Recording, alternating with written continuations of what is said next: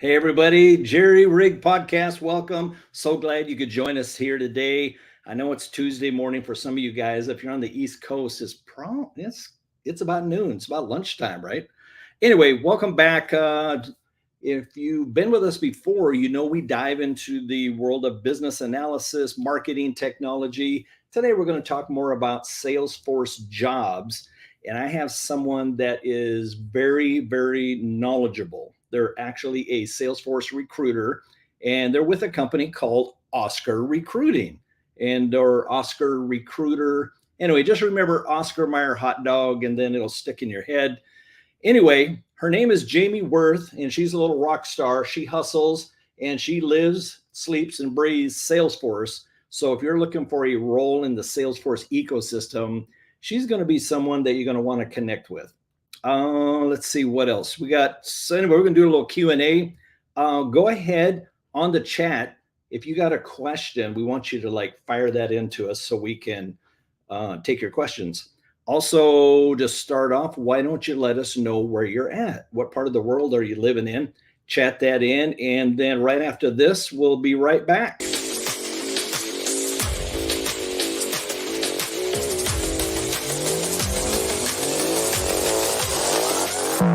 Yeah.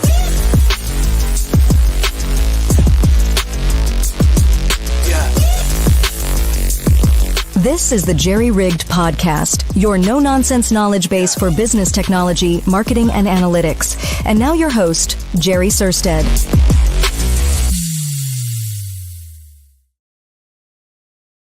So when I started my journey into trying to find a new role, and if you're kind of in that world of flexibility like me, I have a company. I do freelance work, 1099 work, contract work, and I'm also kind of looking for that unicorn out there, that perfect role, right? Where the company loves you and they hug you and embrace you, and you got a team to work with and you can work with them full time. Then, that way you keep your options open. And one of the people that I connected with, let's see, it's been probably 5-6 months now, was a young lady by the name of Jamie Worth, and I'm going to bring her in. What's going on, Jamie? Hey, Jerry, what's up? What a cool introduction. That was awesome. Yeah. Well, a little practice. Yeah. Thank you for all those kind words, too. I'm excited to be here. Oh, Thanks it's all for good. having me. Oh, good. So Jamie is with a company called Oscar. I'm going to pull them up here. And Nice. they're called Oscar. Here's their About Us page. But they also have a page over here.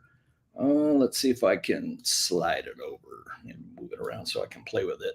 On their menu, they got multiple companies: technology, energy, construction, digital, blah, blah, blah. And so which space do you work in, Jamie? Well, I'm Oscar Technology, and I do Oscar Salesforce. Technology. My whole team does Salesforce. Very cool website. Very cool. Yeah, and I'm glad you're showing everyone this, because I was going to say, if you're on here and you don't happen to be in the Salesforce ecosystem, still reach out. I probably most likely know someone who can help you. So this is good. So their technology page is really cool. They do a lot of stuff in the Salesforce space. They got jobs here. So go ahead and jump on there and check that out. So let me just kind of explain to some of our folks today. So Jamie is a recruiter, right, with Oscar.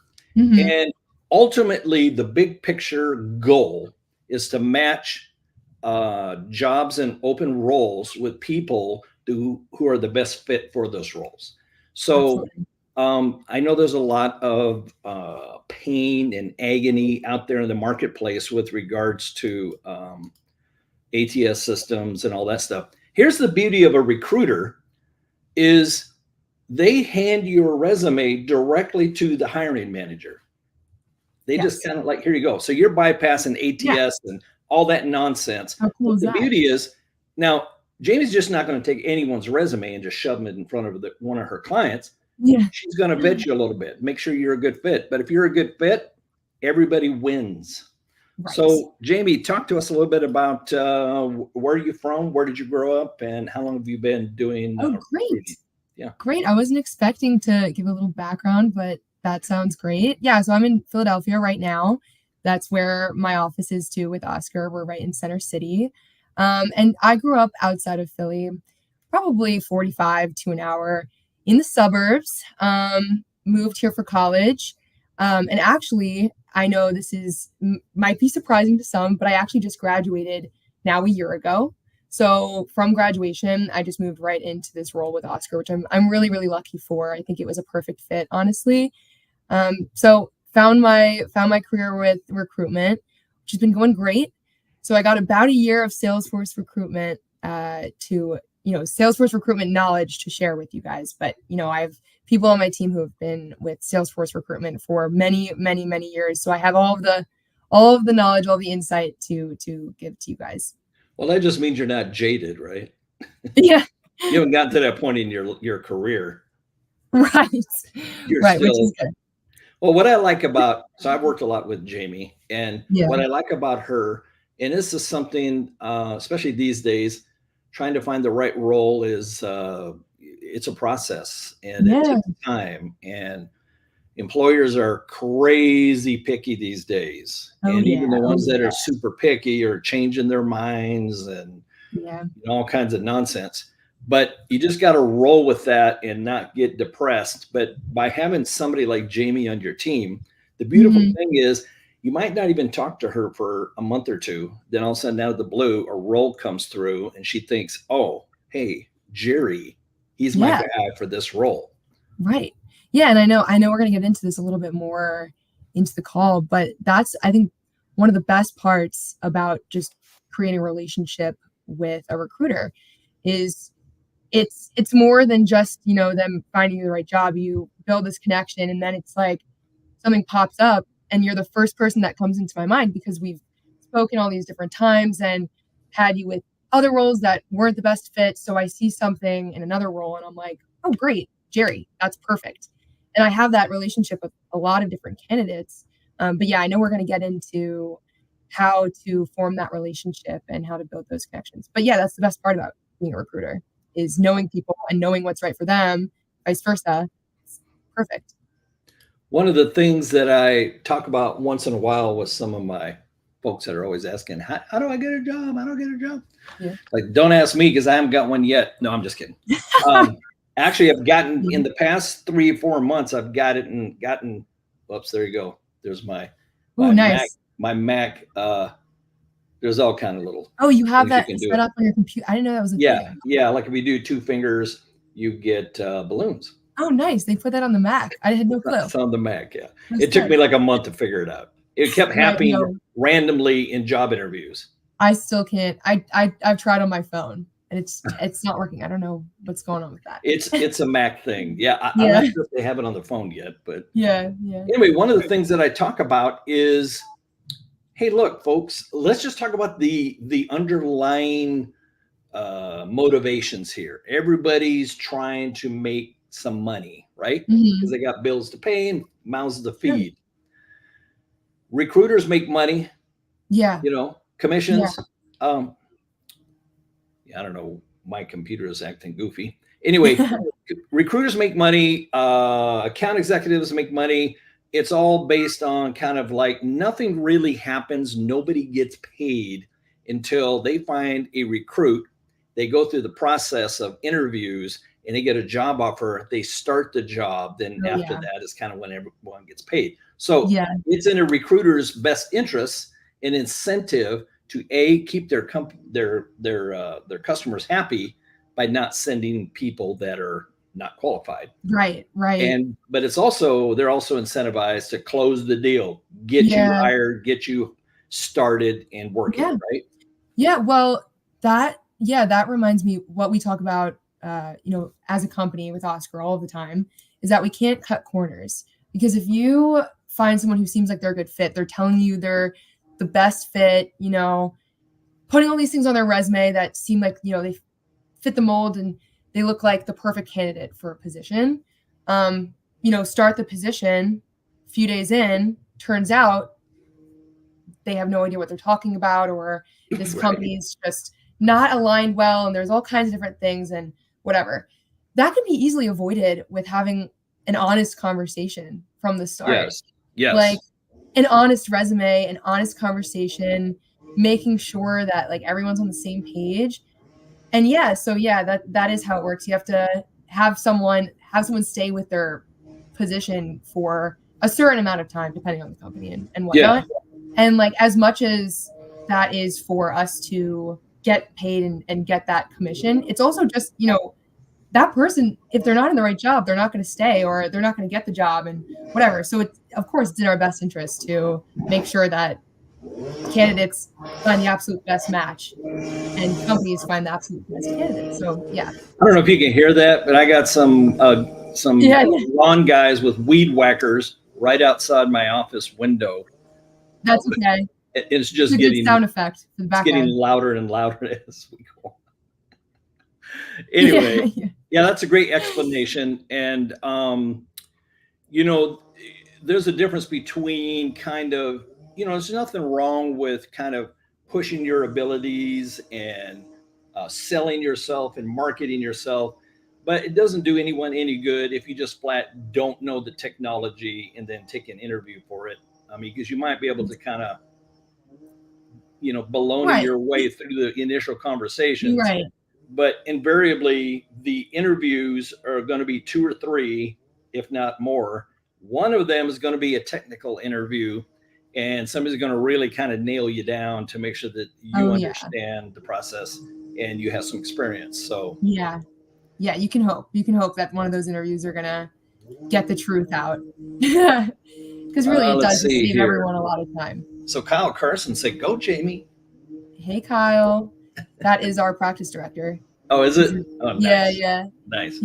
Okay, let's get into some, let's put some meat on the bone here. Yeah. Oh, geez, my computer is acting weird. My monitor just keeps blacking out. So I have no. That's not the time for that.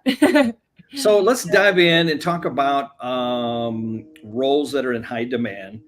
So if I am a candidate looking for a job, how do I ensure that my resume lands on the right recruiter's desk? Can you give us kind of an overview of the Salesforce job market? Yeah, absolutely. Well, so those are 2 different points that I'd like to get to. For one, the Salesforce job market. I know everyone's like, whew, the year that I've been working with the Salesforce market, I know has not been necessarily kind to everyone. I know a whole bunch of people who have gone through layoffs. It's pretty much like the number one reason why people are, looking for more work.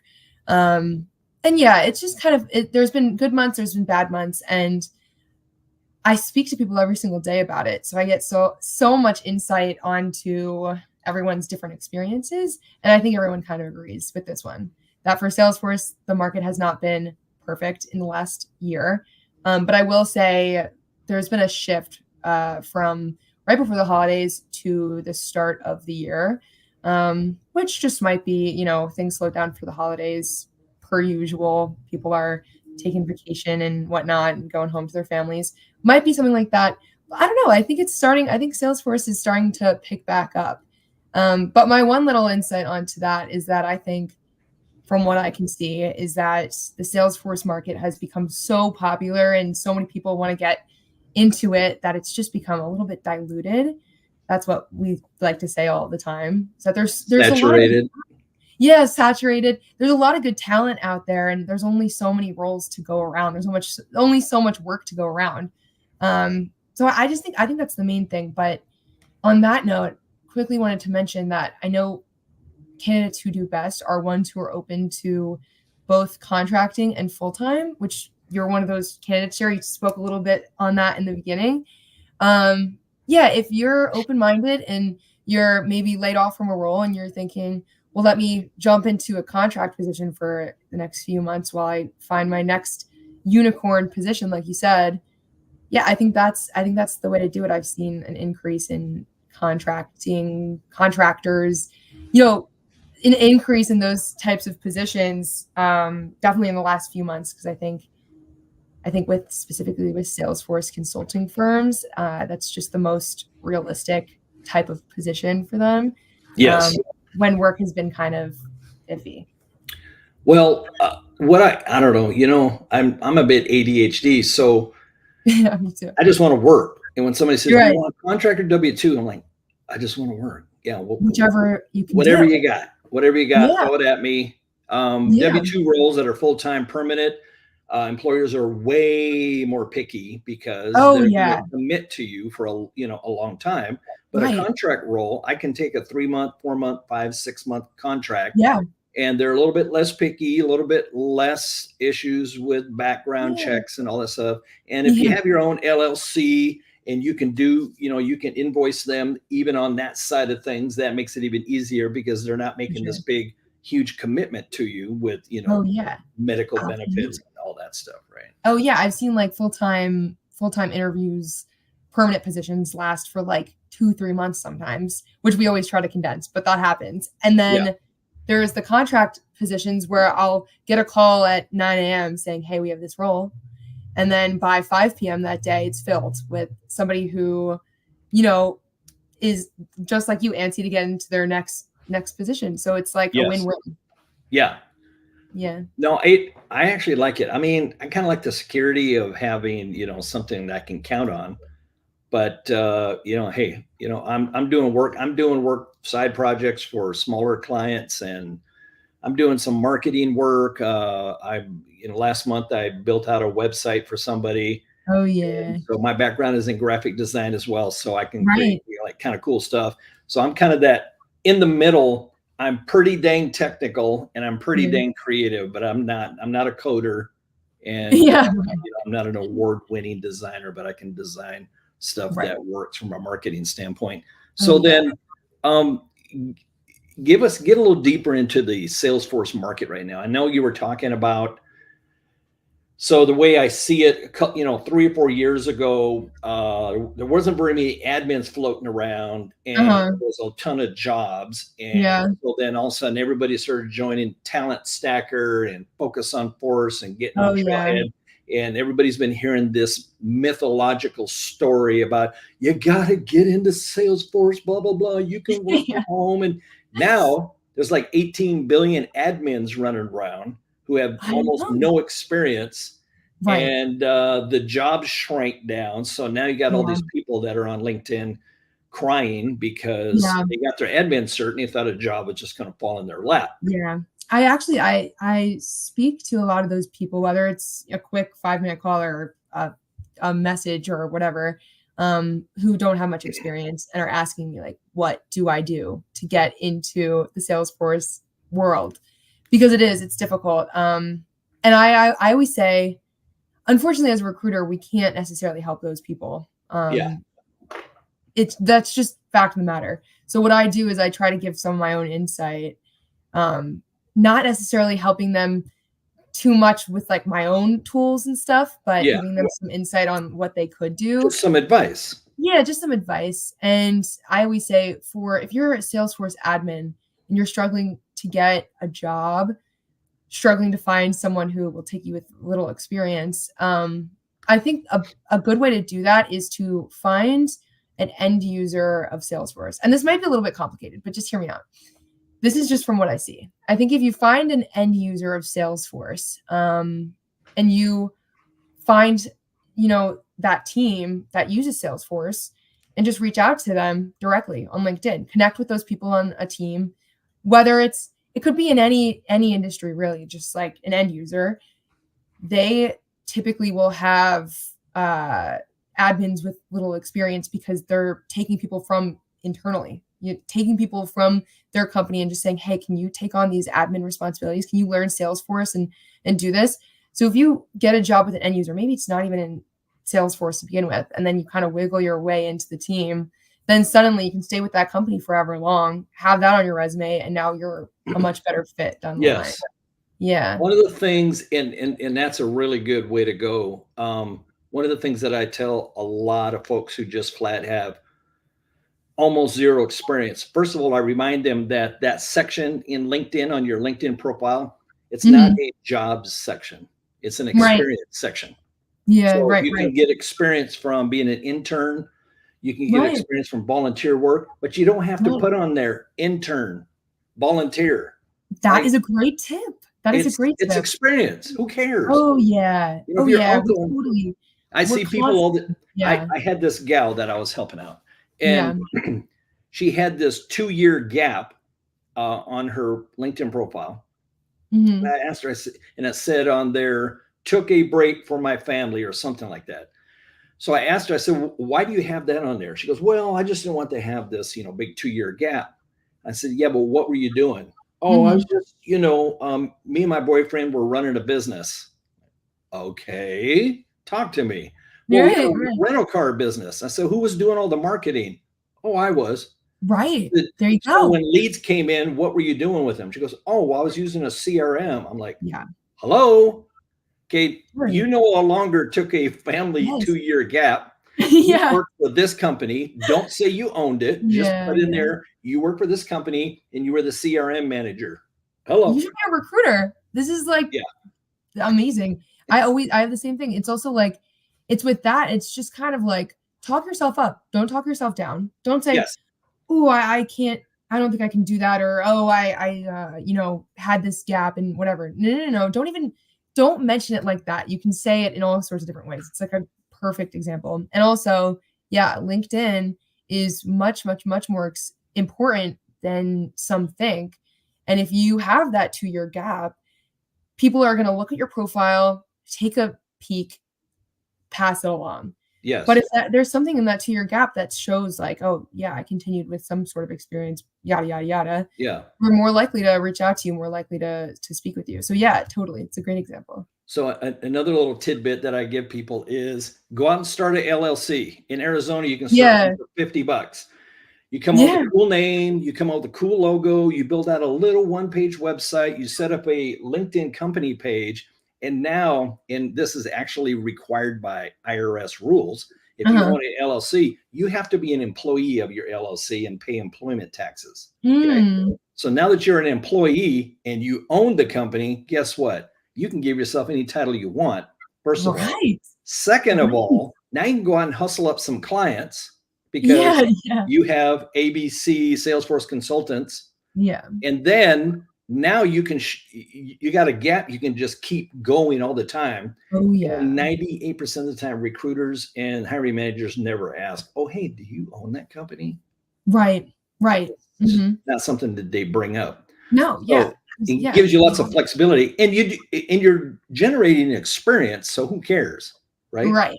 Oh yeah, exactly. I feel like that's like the best way to go. Like if you need something to do for however long, whatever, you don't see yourself jumping into another full-time permanent position.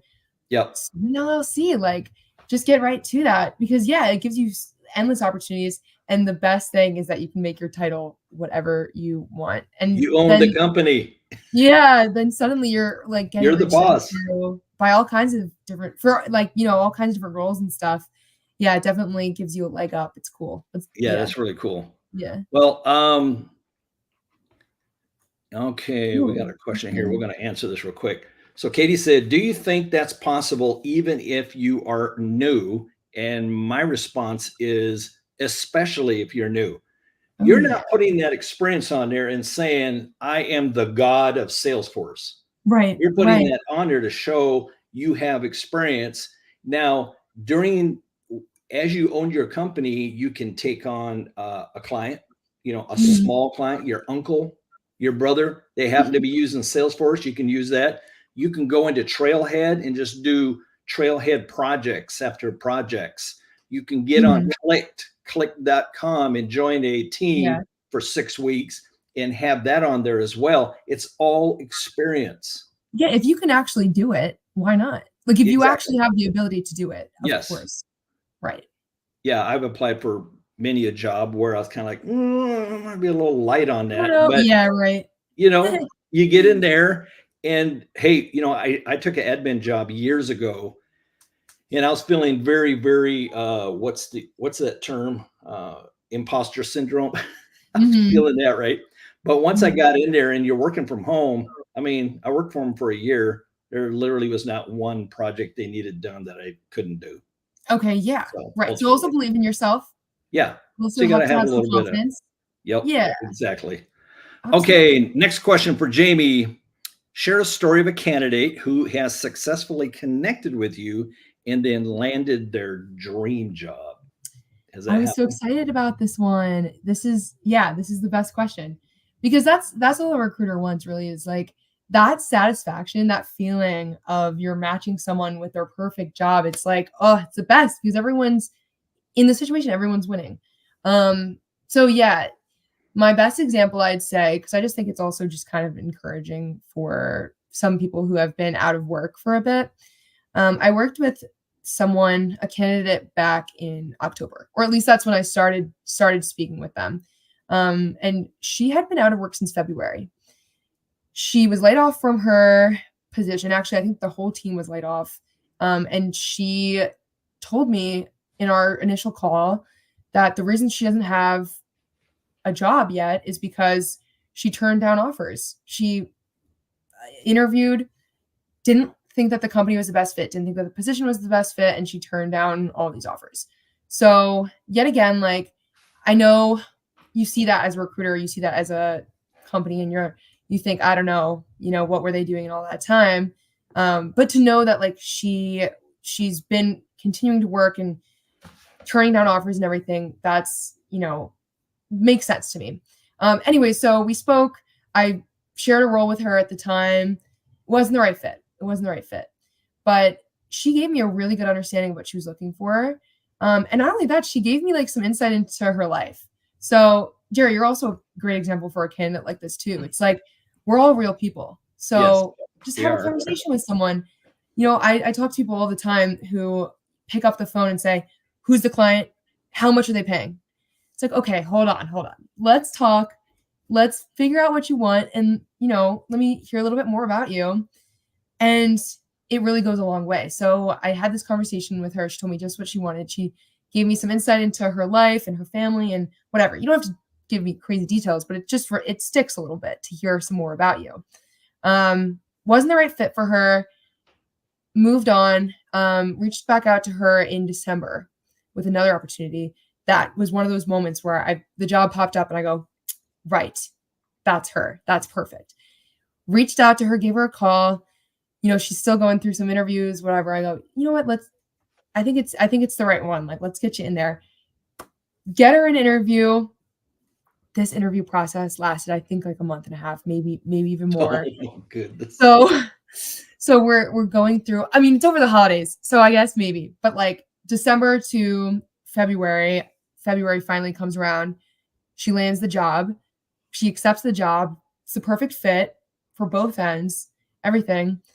And yeah, it was like, what is that? October to February, like 4 or 5 months maybe of I'm not sure if I'm going to find her something. I don't know. I don't know if this is going to work out, but if, someone well, and you know what they're looking for well, it's perfect. And so that's what happened. And she's loving it. And yeah, definitely really happy about that one. Well, part of the reason that it worked out is because you care. Yeah, right. And that's different for everyone. I get that. Yeah. I think it's, There's nothing wrong with making money. Okay. Right. And we all know, I mean, this is a given to me anyway. Recruiters do this for a living. This is how they pay their house mortgage, their buy groceries and all that stuff. But if money is at the very top of your motivation list and everything else is after that, I don't think you're going to be as near as successful, because you're going to just build a trail of people that think, man, what a jerk. He doesn't care about me. Where people like you, I think it's more of a sustainable, long-term business model, because by showing you care, you'll get people that come back to you and come back to you and come back to you year after year, kind of thing. Oh yeah. I think that also goes a few different ways, because of course the money motivation coming from any recruiter, that's why we do the job. That's why we even have the job, is, to bring in money. So of course that's like something that candidates might be concerned about, or whoever or whatever, but they shouldn't be concerned, because if you have the correct mindset, like, I don't mean to, toot my own horn, but if like Toot myself, right. Like myself, if you're thinking like at the same level of like, all right, I want to make money, I want to be successful. And also, in order to be successful, I have to really care about or really understand these candidates and like really understand Mm-hmm. where they're coming from. I feel like they go hand in hand, honestly, because it's like you're not going to be successful unless you have a really good understanding and a good relationship with your candidates. You know, I totally agree. I mean, I get the blow and go guys that are on the phone, they're rushing you, and it's just a numbers thing to them. And hey, if you end up getting the job that you really like, who cares, right? right? But it's so much better to deal. I have about 5 recruiters nationwide, of which you are one of them, who we have a relationship with. We talk regardless of whether they There's got a a job or job or not. they don't. We just Yeah, check in. How you doing? What's going on? How's the weather in right, Philly? Blah, blah, blah. right. And it's nice because all of a sudden one day Jamie calls and says, I have a role that I think you'd be a good fit for. It just Yeah, came through. And actually 1 hour after our podcast here, I'll be meeting with interview number 2. interview number 2. Yeah, and that came from exactly what you just said. We just talk sometimes, check in. One day we talked, and I was like, "Hey, actually, so weird coincidence. I have this role that came in. I think it was like an hour or so after we talked that day. I was like, "Oh my god, Jerry, I'm giving you a quick call back. Guess what?" And that would have never been the case if we're not checking in like that. Nope. Yeah, Nope. yeah, Well, and here's another thing, a little tidbit I'll throw out there. Don't be afraid to bomb. I mean, you're going to do a ton of, try to do as many interviews as you can because you learn. I've walked away yeah. from multiple interviews where I went, oh my gosh, I literally sucked. But I Right. learned why I sucked and I did some tweaking. And so next Yeah. time I interview, I won't do that again. So, Right. you can't hang on some of these interviews like, oh my God, I'm going to die if they don't give me this job. You got to just, it's a numbers thing. No, Just keep doing you're there interviews, to keep doing, and then experience. something will pop. You're gaining something from every single interview you have, whether Yes. it's like a interview question that won't stump you the next time you get it. Like anything Yes. like that, I don't know. It's always going to be important, always going to be helpful. So yeah, I completely agree. Well, and being a good salesperson always helps. Being a good Yeah, yeah, yeah. Having that trick up your sleeve, of course. being able to talk. Yeah, I've Right. gotten in trouble because sometimes I'm a little too big picture. I'm talking about Yeah. the strategy, and they're just looking at me like, dude, we just want you to put your head down, your fingers on the keyboard, and just do technical stuff. That's all we want. Just shut Oh, up, yeah. sit in the corner, and do Yeah. what we need you to do. Yeah, yeah. I mean, I also feel like that though sometimes is the fault of like the interviewer because it's like you got to direct what you're looking for from the start so people know where to go. I see we have Exactly. a comment here. Let's talk about emerging trends in Salesforce careers. So is there any specific roles or skills that are becoming, that you're seeing coming across your desk that you're like, man, I need more of these? Oh yeah. There's always that. There always will be that. I think right now it's a handful of things, but I'm also going to get more specific in just a moment. Yeah. But for one, I think recently we've seen a lot of CPQ. Yep. We CPQ. always see a lot of marketing cloud. Right now Pardot for you. That Pardot's also a huge one. That's a rare skill. Health cloud, I'd say recently I've seen some Certinia, also known as Financial Force to some. And really what it is that I could list a whole bunch really. I mean, maybe those are top ones, but really what is it? It's just skills or clouds or whatever it is that are a little bit rare, not frequently seen, not just sales and service. Which is what I was going to say. I think that for anyone who is looking to progress in their Salesforce career, you should get at least one more cloud, at least one more skill set under your belt. Because you're not going to go super far with just sales and service, core Salesforce. Although, of course, that's necessary. You're not. I don't think you're going to go anywhere, to be honest. Yeah. So let's put it on the table. Put the facts on the table. 2 years ago, if you had just an admin cert and minimal experience, you could probably pick up a job. Those days are but not gone. anymore. That's completely not. Yeah, that's not possible anymore. Although there's a lower tier market now. Oh, there yeah. are customers who went out and bought Salesforce and went, ooh, that was kind of expensive. And they got 15 or 20 users. Yeah. And they know nothing about Salesforce. Now you could bypass recruiters and all that, jump on Indeed, and they're running an ad on Indeed because they need and here's the other trick too. A lot of these folks, they don't even know what Trailhead is. They don't even know that Salesforce has a certification program. They just know we have Salesforce. We know nothing about it. We need somebody who does know something about it. Right. And They boom. just don't know. Yeah. And then they run an ad that has like some goofy title for the job title, like, CRM professional or CRM guru or something like that. And then you dive into like, oh, they need a Salesforce admin. So you apply for that job and you might be the only guy applying for it. Oh yeah, I uncover those all the time.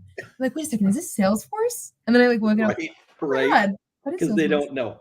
Yeah. But anyways, yeah, I'd say my best advice is to hone down on a certain skill, because also you don't want to have, I feel like some people have the misconception of like, let me get as many different skills as I can. That is not the answer. No. You want to be very specific so that you can gain experience and gain knowledge and just be good at that one skill. Maybe you can build on top of that a little bit, but when you're going for all of them, it's not going to work. Well, plus if you're trying to take certifications in a field or an area where you really don't know anything about it, then you're kind of sort of wasting your time a little bit. You're right. You got the admin cert is your base foundation. Get that one, maybe get the associate cert just for giggles. So now you got 2 certs. Now, for instance, what I've noticed is, okay, so you got these kind of niche-y jobs like Salesforce, account engagement, Pardot, or Salesforce Marketing Cloud. Here's the beauty of that. While you may not see tons of those open roles, there's very few people who know anything about marketing automation. Right. So when you get in there, you might be the only person interviewing. Right. Yeah. And also with that, you're much more likely to be reached out to by a recruiter. Yes. Because if a recruiter is looking for something very specific and you have that highlighted, you have to have that highlighted and the keywords and everything, you have that highlighted on your profile, you're gonna get those messages. You're going to find those jobs that aren't as frequent as the more common types of roles. You're gonna find them because people are looking for you. Yes. Well, second on my list, if you got the admin cert, going out there and trying to find a job strictly as an admin, that's tough. But if you have an admin cert and you're also a business analyst, there's quite a few roles out there for Salesforce business analysts or business analysts only. Lots of jobs, lots of fair amount of demand for that. But Marketing Cloud, that's like, if you rock at Marketing Cloud and you know what you're doing, marketing automation, you understand, email campaigns and all that stuff. I venture to guess with a Marketing Cloud one cert and a couple of years experience, you could have a job by next week. Oh yeah. You can just have a few years under your belt and you got it. Yes. And that's like the cool thing about having a specific skill is that you don't need to spend 10 plus years in the Salesforce ecosystem. I feel like that can be a little relieving to some people who are stressed about having a certain amount of experience. Like, no, as long as you just like really focus on what the skill is that you're going for and, stay true to that, you're good. Yes. Well, I've been going down that business analyst road now for about a year because of my background in business, and it comes natural for me. Yeah. But I also have 20 years experience in marketing. And so marketing and marketing automation is very natural for me. And I think I'm going to continue to beef up my Pardot skills and my Salesforce Marketing Cloud skills. Yeah, I think that's great. Yeah, I mean, of course, you having that background in marketing, automation, and marketing in general is key because you just have a better understanding in general of what's going on. And then you can just build on top of that. I mean, regardless, I don't want to take away from people who don't have that, extensive experience just in general marketing, but like it definitely helps for you. And it's a good kind of transition to be like, hey, yes. Well, you look at the wave of the future, although AI is probably going to replace a lot of the marketing Right. automation, a lot of the creative, a lot Right. of the writing, I mean, photos, imagery, communications. Yeah. Humans might become way of the dodo bird. Yeah. We don't need Oh my humans God. anymore. Just go I'm away. We're not scared. paying nobody. I'm genuinely scared. Some of these AI tools I've been seeing, I don't know, ChatGPT. Well, they're I don't really understand. cool, but then you're It's like, cool. God dang, man, you It's don't need cool, but it's me if scary. you got. I'm not sure. I don't know. If it starts here, it's like, where are we going with this? Well, not to be even more depressing, but I saw this economist slash technology guru, and he says, "Hey, folks, let's just be real. Companies don't like employees. They don't want to pay humans to do anything. That's a fundamental core issue with companies, and that's why they're always laying off and firing and Right. hiring and then laying off and trying to keep Oh, their yeah. head counts." He says it's just a big pain in the neck. And so, Yeah. but I kind of thought, well, yeah, it'd just be real nice if billions of dollars fell out of the sky in a golden bucket and we could just keep it all and not have to spend anything. I mean, come on. Yeah. Yeah. Well, I mean, I think that's why it's a kind of a give and take when you are making a decision to go with a big company or maybe Yes. a smaller company, because that's kind of the difference. Smaller companies do really care for, value their employees. I'm not saying that bigger companies don't, because it depends, but Yeah. you're more at risk joining a really huge company because you're not noticed as much. I don't know what word to use there, but like it's a bit more of a risk, I guess you could say, with the way the Especially if market. you're remote, out of sight, Yeah. out of mind. I would have There's said, a lot to yeah. be said for that. Oh, yeah. Which actually, really quick tidbit on that is it's surprising to me how many people are really, really focused, like hardcore. I need to be remote, like that's remote or nothing. Because I mean, I know I'm a recent graduate, so obviously maybe I'm just like too early on. But I feel like if I wasn't seeing people every day or at least once a week, I feel like I'd Yeah. be going insane. I don't disagree with you. I Yeah. like remote, but if I was offered a role right here in the Phoenix area and it was Right, if hybrid it's and I was in there 2 days a week, realistic. yeah, that doesn't bother me. Why not? I Yeah, like yeah, going and hanging out with people and having coffee and there's something, and remote people will argue this. And yeah. I'm a big believer in remote. I love remote, but you cannot replace getting everybody in the same room. No, no, never. You just can't. And that is, yeah, I know there's pros and cons. I also understand why being remote is good. We occasionally have remote days ourselves. Today I'm remote, and that's the thing. I think at times it's like, yeah, I needed that extra time from not commuting to the office today Yes. to do my laundry or whatever. Yep. It's like I get why they're good, but I think it's sad for some to not be able to see people face to face or just like talk face to face in real life. It's just such a weird, strange concept to me. So Ambreen is asking us, what is the best key to interview call? I guess I'm not understanding. What is the best key? Maybe what's the best tip for an interview? Maybe. Hey, What do you think? Ambreen, why don't you reword that and clarify a little bit, and then we'll circle back. Let's see here. I'm an almost former teacher. So Katie's a We missed teacher, and then she's not going to be a teacher. Is that what you're saying? former teacher. I think we missed whatever we were talking about. It must have popped up at I don't know what we were talking about at the time. Interesting. Yeah, she's making some transition. Anyway, Katie, you can throw something in there real quick and kind of Yeah. like a little more. Oh my gosh, we got Matish. He says, I'm an international student from India, currently pursuing my master's degree at Northeastern in Boston. 4 years of experience in the Salesforce development back in India. I am keen on understanding how my background aligns with the hiring criteria. I have a couple of questions. When hiring, do you consider international experience, or is the focus primarily on experience gained within the US? And could you outline the interview process, specifically how? My knee jerk is on the first question is like, experience. I don't care if you did it in France or Africa or the Antarctica. I don't think it makes any difference. Just, you don't have to like push it out there and go, hi, I'm Mitesh from India. How about just, I'm Mitesh and I'm a Salesforce developer. End of discussion.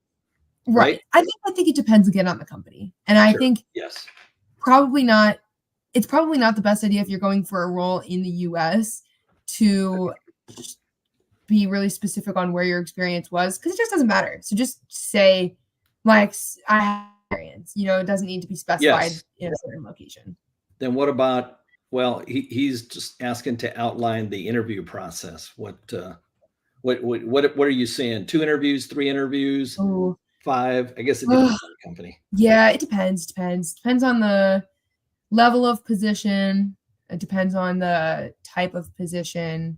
Depends on if it's like remote or hybrid. It's crazy. It all depends. But I think most typically I see, I don't even want to say the average because it's just so over the place.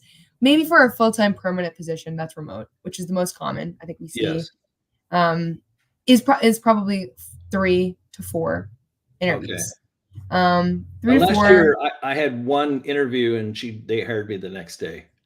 Yeah, like you were that great. And that's the thing. If you're able to share your skills really well in one interview, I don't know, everybody's different standards, but I think it's important for them to have like a specific culture interview and a specific technical interview, yada, yada, things in between, meet with different people.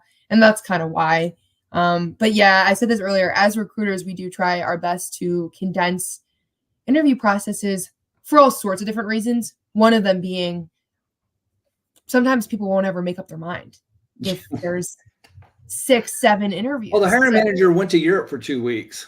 Wait, they won't ever make up their mind. You know what? I think as a hiring manager, let's just do 1 more interview. It's like, okay, you've seen all you could probably see at this point with 6 interviews. Let's cut it off. I mean, that's also excessive. I don't. Yes.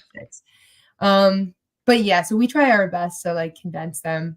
Now, personally, my personal opinion is a lot of these companies and hiring managers are just ridiculous. It's like, you don't need 4 interviews to figure out whether I know what I'm doing or not, and if I'm going to be a good fit with your team. And the thing is, you're not going to know if I'm going to be a good fit with your team until I get in with your team for about 6 months, and then you can kind of make a you're not going to figure it out on our 30-minute Zoom call. No, it's not going to happen. Yeah. And I don't know, because genuinely everyone is so different. Like it's so it varies so much that I can't even give you like an honest answer on that. Although I do think people more and more nowadays are starting to realize how ridiculous like a long interview process is. Personally, 2. That's it. Yeah, right? I agree. 2 for fit, and then some guy to kind of test you out, make sure you know what you're talking about, and then either you're going to hire me or not. Let's move on. Yeah, I completely agree. I think my one other piece of advice is for candidates who are going through interview processes. Like if you're going through an interview process, it turns out to be too long. I think you have like 1 of 2 options. You just say, hey, no longer interested. Please take me out. Or you just stay with it, stick to it. Speak with your recruiter, obviously give some insight onto that. Yeah. But I've definitely had some candidates who make the mistake of, saying straight to the company that they're interviewing with, like, can we condense the process? Something like that, which is not going to sit well with the company. Sometimes you have to save things for your recruiters and not be too honest to the company. Yeah. Hey, I've owned multiple companies over the years. I used to own a home building company back in Tacoma, Washington, and we had about 40 employees. And my role was primarily vice president, and I ran all the marketing and sales. Mm-hmm. And the front desk person rings my desk, says, "Hey, there's a guy down here says that he's a sales guy, and you're going to want to hire him." Like, okay, I got to go down. I said, "Well, we're not hiring salespeople," but I'm like, man, he kind of hooked me. So I went down. He's standing in the lobby with his resume, and he says, "Aren't your sales jobs 100% commission?" I said, "Yeah." He said, "Give me a desk, give me a phone, give me some leads. What have you got to lose? Wow. He worked for me for 10 years. That's 10 a salesman. years. That is a salesman. Like, I hired wow. that guy on the spot. I said, dude, you're hired. Let's do it. Let's see what happens. If it doesn't work out. Right. Well, that's honestly a piece of advice for everyone as well. Is like, be confident in yourself. There's not even an existing role. Just go to the company and say, hey. He had me thinking, like, it is 100% commission. I have literally nothing to lose. And that guy could sell ice to an Eskimo. Right. Oh my Why gosh. not? Guy could sell like no tomorrow. Yeah. And that's the way to be. I mean, that's a good salesman for you. But it's a tip for everyone. Just be confident in yourself and your ability. Well, he was applying for a sales role, so his opening line had to be a good hook, right? Yeah, right. Right. Talk about Salesforce certifications. Now, what I have seen over the past 6 months with 60 interviews, believe it or not, I'd say it comes up maybe 30% of the time, whether you're certified or not. Nobody was ever asking me. Yeah. All right. Let me speak on this. I think it's important to an extent. I have spoken with candidates who have like 13 certifications and like can't land a job, right. And then candidates who have none and like get the first job that they interview have for. Experience. So it's like, I don't know how much it really matters, but what I will say is that it gets you that first interview. It can, if you have like a ton of certifications, yeah, and you're maybe you're interviewing for a higher level up position, and you have a resume that has, oh, I'm this many times certified. The hiring manager might see that and say, oh, hey, like this person must really know what they're doing. And then you just get the interview. It might not get you the job, but it might get you an interview. So I implemented my first Salesforce org in 2004. Okay. Like how old I am. Anyway, 2004. And back when they didn't even have Salesforce Trailhead. And I just fumbled my way through it and implemented the org, and it worked great. And, we did cool things. I didn't get my admin cert until, I don't know, a year ago. And I just never had the need. In the back of my head, I kept thinking, I need to get this admin cert. And even with my years of experience in and out of the ecosystem, that was a hard certification. Right. That is not easy. Right. Well, I think my perspective on that is like more recently in the market, it's become a little bit more important to have at least some certifications because of how saturated the market is. Yes. So it shows that you have some kind of commitment to it. Somebody with 5 years experience and no certifications wins out the person with 15 certifications and no experience. Right. Oh yeah. Certifications are not everything. Don't get me wrong. You're right. That's a really good point to make. It doesn't matter if you have all the certifications, you need the experience. It's like key. But you know how scattered it looks? I see people on LinkedIn and I look at their profile and it's like 27 certifications. I'm like, what are you doing? Right. Are you just a professional student? Right. I mean, in some sense they're relevant, but also I feel like I've spoken to many hiring managers who say, hey, it'd be cool if they had this certification. It's not a requirement, but that's the most common that I get all the time. Well, if there's a role and they're looking for somebody to do some admin work, and they also have Salesforce Marketing Cloud, and then you have an admin cert and a Salesforce Marketing Cloud cert, and a couple of years experience in Marketing Cloud, I mean, you're kind of a perfect fit. Oh, yeah, definitely. Except that on that same note, if you have the Marketing Cloud certification and you have no experience to it, they're going to interview you and then say, hey, that's not going to work. You won't pass the common sense. Because one of the questions I think out of all 60 interviews I had that I always got was, hey, so tell me about a time when. Right. Tell me about a project you worked on. Describe it. Yeah. And so I have what we call a story toolkit that I use for my interviews. And I have about 8 case studies of projects and things that I've done.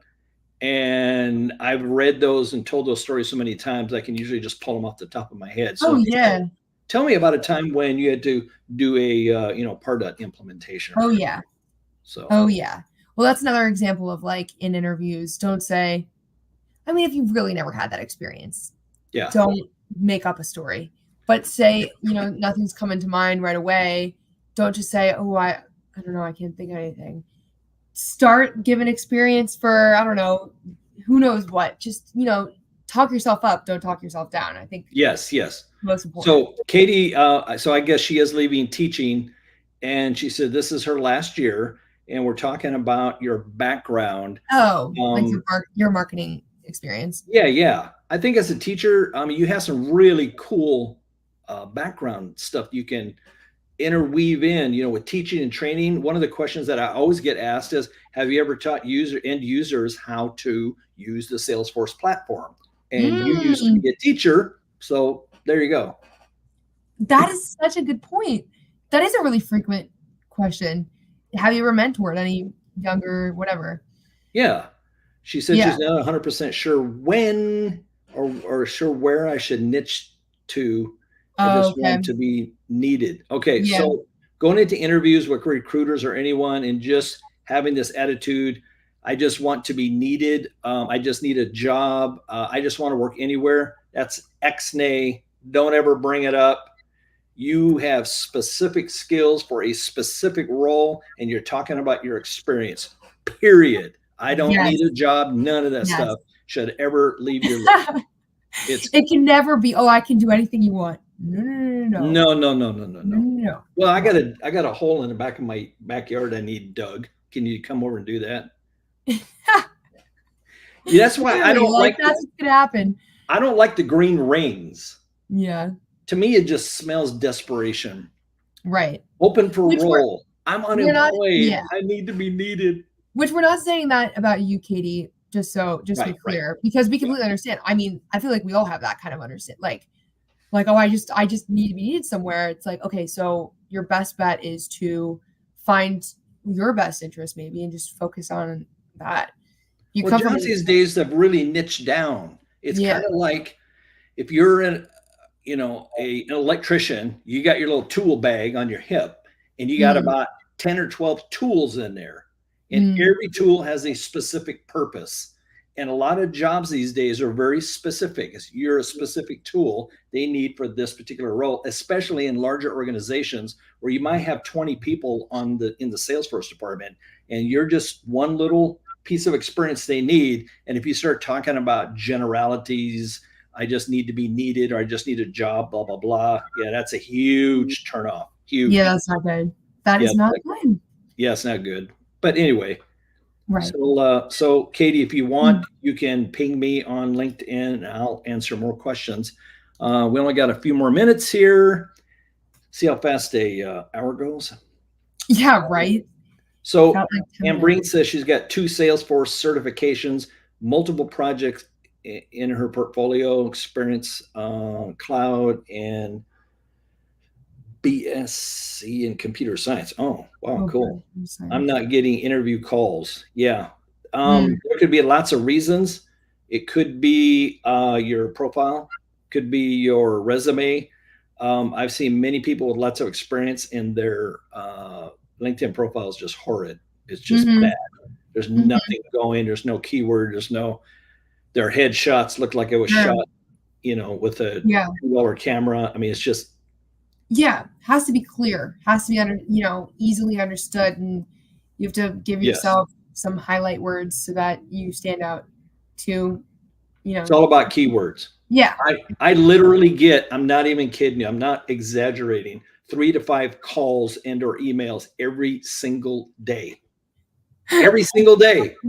Right. Almost to the point of annoyance. Your profile is great. That's why. Yeah, LinkedIn is super important. It's everything for a recruiter or for maybe a company. I would say that if your LinkedIn profile is firing on all 8 cylinders and your target role is in a viable market, you will probably never have to submit a resume ever again. Oh yeah. Especially if you're working, have that close bond relationship with recruiters, everyone who you speak with. Yes. But they got you covered. Well, we have ran out of time because this is a 1-hour show. So let's wrap things up with Jamie Worth from Oscar. So thank you, Jamie. Anything you want to add to all of our listeners out there? Well, I think this has been great, Jerry. I can't thank you enough for having me on here. You're welcome. I just want to really add that please, anyone who's listening, reach out to me. I will have a conversation with anyone. I will help you make your LinkedIn profile better, your resume better, anything like that. And also, again, Oscar has all kinds of different verticals that I can ship you off to the right person. So please reach out. Thank you, Jerry. This has been great. And yeah, pretty much it. That's cool. Thank you, Jamie. We really appreciate you bringing all of your many years of wise experience. I'm sharing the years of all the candidates I've spoken with. Well, I tell you, in your role, you could probably spend 3 months there and know more than pretty much 90% of the people out there. Crazy. Recruiting is not an easy business. You got to have thick skin. And you got to have a caring attitude. And that's what I've always liked about Jamie and Oscar is, it's a lot less about the commission and more about you and what you need, because if they find good fits for their clients, the money will come. You're right. Yeah. And, and they have a little more of a long-term mindset, which really helps for just everyone. For a salesperson filling that pipeline and keeping it filled. Right. Yeah, absolutely. That's cool. Thanks, Jamie. Thank you, Jerry. Hang out with us. And good luck with your interview after this. Yeah. We'll see what happens. But thanks, everybody, for hanging out with us at the Jerry Rig Podcast, where we talk about marketing and business analysis and technology. And then right in the middle of my close, I think a recruiter is calling me. So perfect timing. Take care, everybody. The Jerry Rigged Podcast. Don't forget to subscribe on Apple, Spotify, or Google. Business technology for CEOs, managers, and business owners. We're here to deliver insights and strategies without the fluff. This is the Jerry Rigged Podcast.